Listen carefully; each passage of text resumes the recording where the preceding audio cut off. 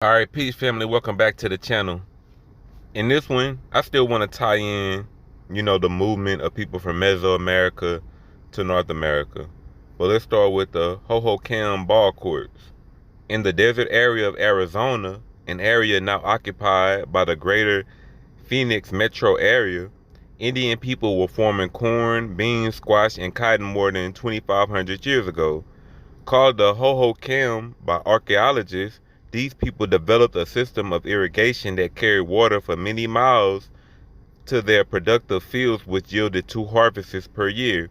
In the Phoenix Basin, the Hohokam brought some 70,000 acres under cultivation with their elaborate networks of irrigation canals. Along the canals were interdependent villages whose residents shared the work of constructing, maintaining, and managing the canals. In the larger community, there were basin-like structures which archaeologists have identified as ball courts. So this is some imagery of it. Ball courts was an important part of the ancient civilization of Mesoamerica. That's Mexico, Guatemala, Honduras, such as the Maya. In Mesoamerica, the ball game which was played on these courts was often a ceremonial event which tied different communities together. At about 600 CE, the Common Era, the archaeological data shows the contact between the Hohokam and the civilizations of Mexico intensified. So this is people coming and see at a point, this part was called Mexico. But you got to go through the Texas Revolution, the Mexican Wars that they lost its territory in California, Colorado, New Mexico, Arizona, and places like that. But let me go back. The relationship between the two places intensified. This marked the beginning of what archaeologists call the colonial period. Imports from the civilization in Mexico at this time included cast copper bells, macaws, which was basically a bird that was a part of the religious secret societies of that time, and mirrors made from bits of iron pyrite. Hohokam communities built ball courts between 700 and 1100 CE.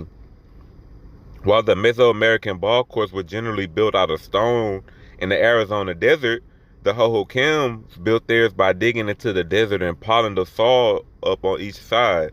Some ball courts were 250 feet high, 250 in length and 90 feet high. I apologize. No, 200 feet in length and 90 feet in width. So it's not height, it's the size.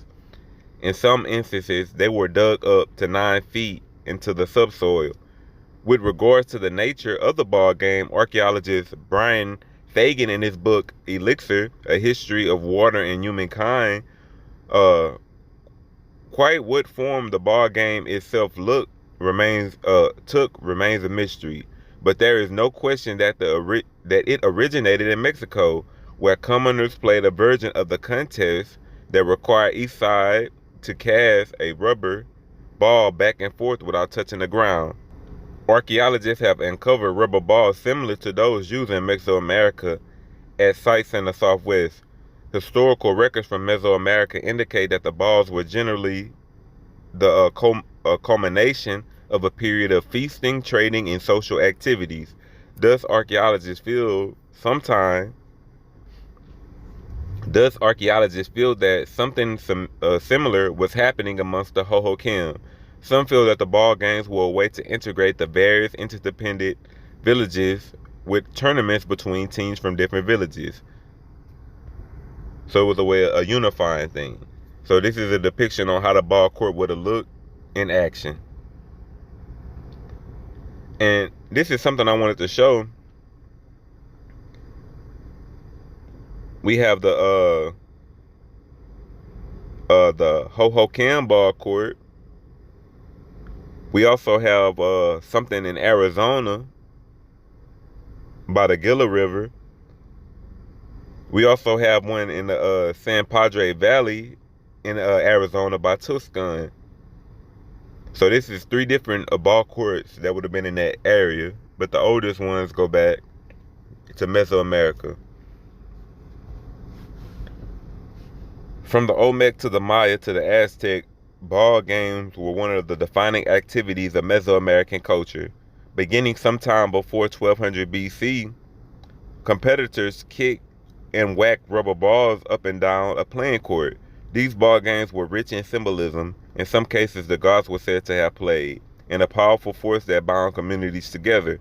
But it is possible that these games weren't limited to Mesoamerica. Archaeologists have found more than 200 oval-shaped eastern depressions with embankments in central and southern Arizona that resemble the Mesoamerican ball courts. These features dates between roughly 750 AD and 1200 AD and are associated with the Hohokam culture. So it's basically re-going over what we said. Though archaeologists continue to debate the purpose, and the ethnographic accounts are silent on this matter, most researchers now surmise that the Hohokam courts were used for ball games. Much of the Mesoamerican ones were, according to Henry Wallace, a senior researcher archaeologist with the Desert Archaeology, Tucson, Arizona. In doing so, the courts played a major role in strengthening the Hohokam identity and interaction amongst villagers. When you have a game, you have people coming together, Wallace said. It is a great way of linking social groups. And that's one thing I can say about the Mesoamerican culture, is that they were good at unifying different people, because water cooler talk comes from the Mayans. The Mayans used to have irrigation, some going into the houses, but some going into the center of the village. So people would come together and get their water from there, and they would talk and discuss stuff. So it's like if you had a job and you getting water and y'all having basically water cooler talk, this is basically the origin of that, is going back to the Mayan people.